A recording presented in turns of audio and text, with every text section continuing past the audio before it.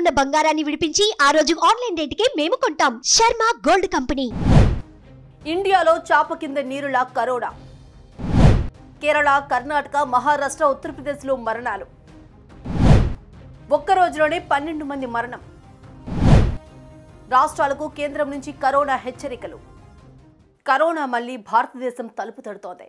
మాస్కులు పెట్టుకోకపోతే మంచిది కాదంటూ హెచ్చరిస్తోంది. ఈ మహమ్మారి ఉనికి మొదలైన తర్వాత ఇండియాలో ఇప్పటిదాకా 12 మందిని చంపేసింది.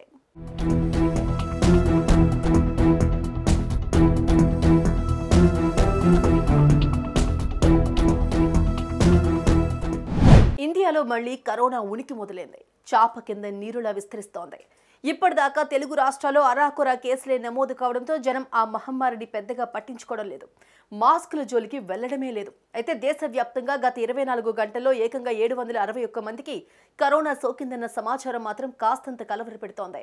మరోవైపు 12 మంది కరోనా కారణంగా కన్ను మూశారన్న నిజం జనాల్లో ఆందోళనకు దారితీస్తోంది. ప్రస్తుతం దేశంలో 4334 కోవిడ్ యాక్టివ్ కేసులున్నాయి. తాజాగా చనిపోయిన వారిలో కేరళకు చెందిన వారు 5, కర్ణాటకలో 4, మహారాష్ట్రలో 2, ఉత్తరప్రదేశ్లో 1గా కేంద్ర ఆరోగ్య శాఖ వెల్లడించింది. కర్ణాటక నుంచి తెలుగు రాష్ట్రాల్లోకి జనాల రాకపోకలు ఎక్కువగా ఉంటాయి కాబట్టి ఆంధ్ర, తెలంగాణ వాసులు అప్రమత్తంగా ఉండాల్సిన పరిస్థితి తలెత్తిందని వైద్య నిపుణులు విశ్లేషిస్తున్నారు.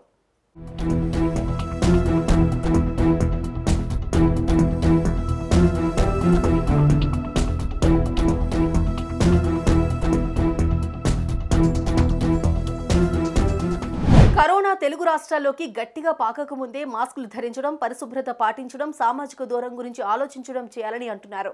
కొత్తగా వచ్చిన JN1 వేరియంట్ను అంత తేలిగ్గా తీసిపారేయొద్దని సూచిస్తున్నారు. ఓ 3 ఏళ్ల కిందట కరోనా ఇండియాలోకి అడుగుపెట్టిన నాటి నుంచి ఇండియాలో ఇప్పటిదాకా 5,34,000 మంది దాకా బలైపోయారు. క్రిస్మస్, న్యూ ఇయర్ వేడుకల వల్ల అత్యంత అల్పంగా ఉన్న కరోనా వ్యాప్తి కాస్తంత ఊపందుకుంది. మరోవైపు కేంద్రం దేశంలోని అన్ని రాష్ట్రాలకు కోవిడ్ హెచ్చరికలను జారీ చేసేసింది.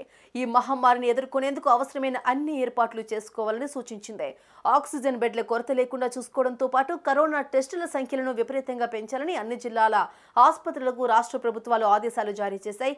ఈ నేపథ్యంలో ఇప్పటికే చాలా రాష్ట్రాల్లో మాస్క్ ధరిస్తేనే ఎంట్రీ అంటూ ఆసుపత్రులు బోర్డులు పెడుతున్నాయి.